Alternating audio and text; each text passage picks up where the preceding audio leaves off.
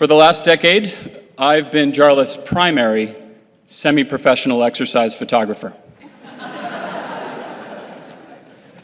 To those of you seeing a picture of him working out for the first time today, you're welcome. To the rest of you, I'm so sorry. I first met that supple leopard in an exercise class called Cat Fit, started by the UVM varsity strength coaches, Mark and Justin. We were a collision of spirited tryhards. We may have competed for the cape, but he was the superhero. He brought his own special equipment to a Division I weight room to make the workouts harder. He also bought many sets of matching outfits for us to work out in together. Chris, should we have uniforms like the other sports teams on campus? We bonded through Strava, which is an online support group for middle-aged men seeking emotional connection.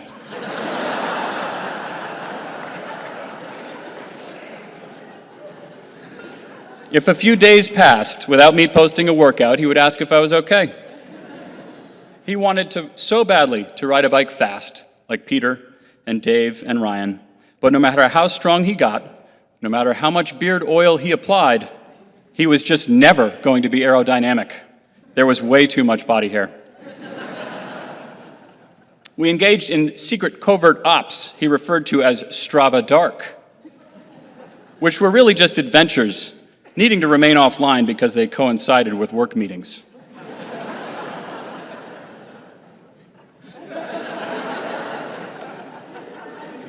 Anytime someone alleged this behavior, my response was always, no, you're thinking of the other Jarlath.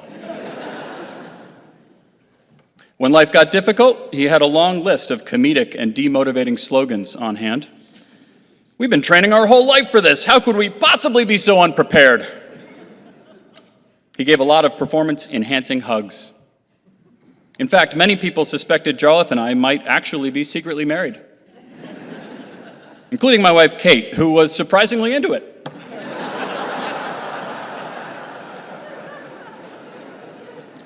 This rumor gained momentum last Valentine's Day when I put an Oura ring on his finger. Really, I just wanted my friend to sleep better.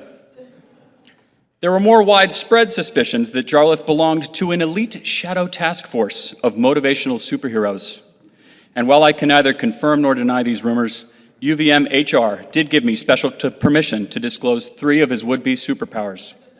The first, can-do attitude. His continuous self-improvement and love of learning were magnetic, and as the prospects of success deteriorated, his outlook improved.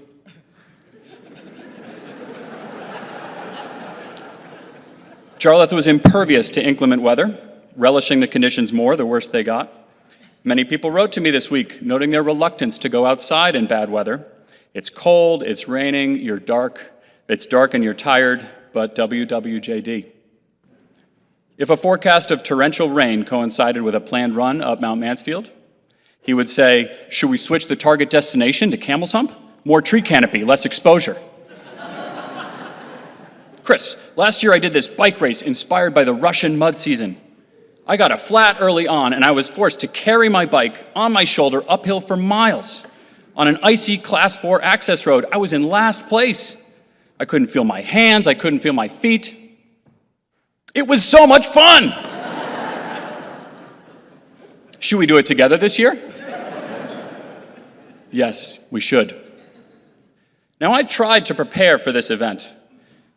But, fast forward to the end of the race. I am going to read you the lead paragraph of an actual published newspaper article from the Caledonian Record about that April 2019 edition of this event. You can look this up. Mud, rain, snow, and freezing temperatures. Yes, conditions were perfect for the 6th annual Rasputitsa, a grueling 40-mile race through the back roads of the Northeast Kingdom. Organizers call it a drop-to-your-knees-and-cry sufferfest, and this year's installment lived up to the billing.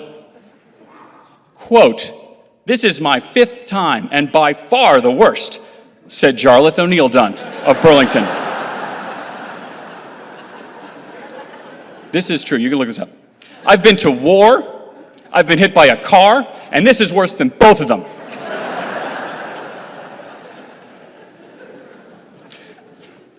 Jarlath's immunity to weather, the hallmark expression of his can-do attitude superpower, required closets full of specialized and elaborate costume disguises he referred to as optimal gear. My goodness, the gear, the goofy outfits. Jarlath taught me that Breathe Right strips offer superior oxygen intake during emotional moments. Chris, check out my new active recovery athleisure vest. It's tactical plaid and made from a new high-performance sweat-whipping fabric for when we're doing unmanned aerial recon. Should we get a matching set for everybody in the lab? Yes, we should. Okay, the superpowers. First, can-do attitude. Second, superpowers, persuasion. He led people to the edge of their comfort zone with a mischievous but supportive smile. I always knew there was trouble when he started a question with the words, should we? It was his go-to invitation for fun, for community, for adversity. Clarence, Paul, should we do some animal movements? John, should we do a mile of burpees up around the track? Josh, should we hike up and down under the Stowe gondola until we get leg cramps? Anyone else asking you this would surely be joking. And after all these adventures, no one advocated harder for clothing-optional glamour team selfies. Miles, Matt, should we take a group photo? Yes, we should. Superheroes need a nickname, of course, like Superman or Batman. Jarlath's was Should We Man. And I was his sidekick. Yes, we should.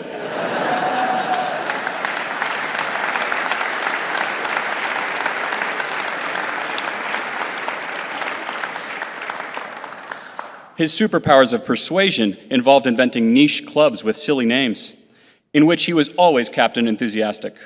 I doubled the membership of many of these clubs without realizing I had joined.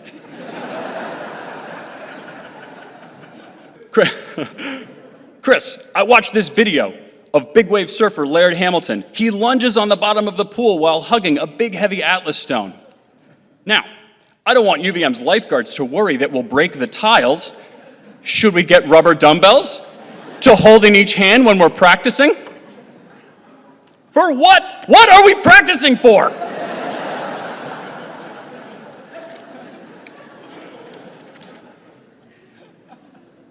Should We Man may not have been able to walk on water, but he did walk under it. Okay, back to the newspaper article about the Rasputitsa race. O'Neil-Dunne, again, this is a quote, shivering but smiling after crossing the finish line in under 4 hours, said it's a celebration like no other. Quote, the joy you feel afterwards is knowing that even though it broke you, that you were able to push through to the end, he said, noting the experience was made all the more special by doing it with friends. He went on, it's a unique shared experience that you've all been out there suffering together, and I think we miss those in life. Of course, while Jarlath was giving money quotes to that reporter, I'm still on course struggling.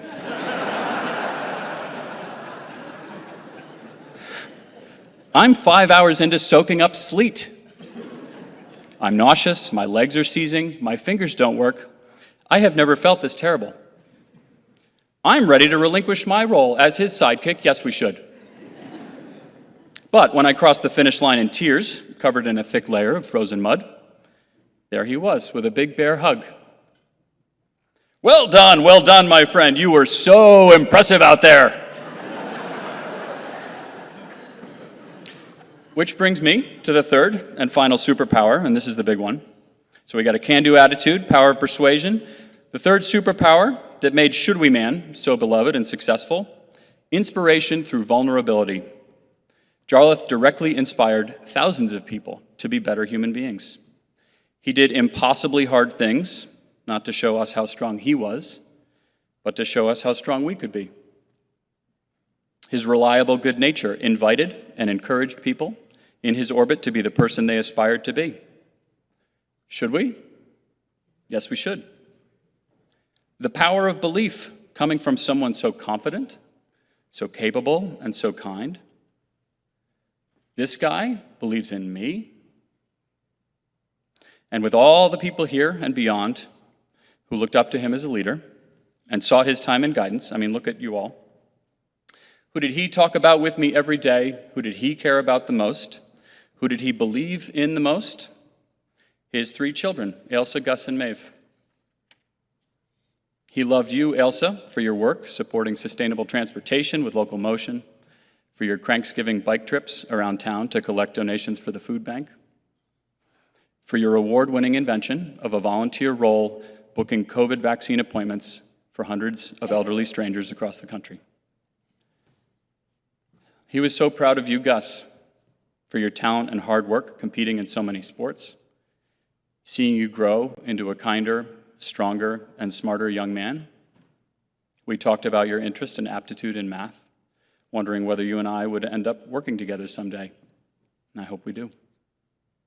He adored you, Maeve, watching you qualify for the state swimming meet last summer, fostering animals with you, dressing in pink for the Barbie movie, camping with you, dancing with you, or maybe dancing near you, at you. Your dad influenced so many people so profoundly, and in the intimate moments we shared nearly every single day, his thoughts and attention were always on you. Okay, wrapping up, I've revealed 3 of Should We Man's many superpowers. So what do you call a living legend who's no longer alive? Oxford and Merriam-Webster offer old-school definitions for hero: a real person or fictional character who, in the face of danger, combats adversity through feats of ingenuity or courage. A mythological being endowed with great ability, admired for sacrifices in service to others during their life, and remembered as a legend after their death. As his sidekick, yes, we should, I feel uniquely qualified to append a softer, modern-day kicker. My hero was a good guy with a great attitude, and he inspired us with emotional vulnerability. I love you, Jarlath. I don't have a brother by birth, but it sure feels like I've lost one. Now that Should We Man has taken off his cape for the final time, what should we do? Should we try it on? Yes, we should.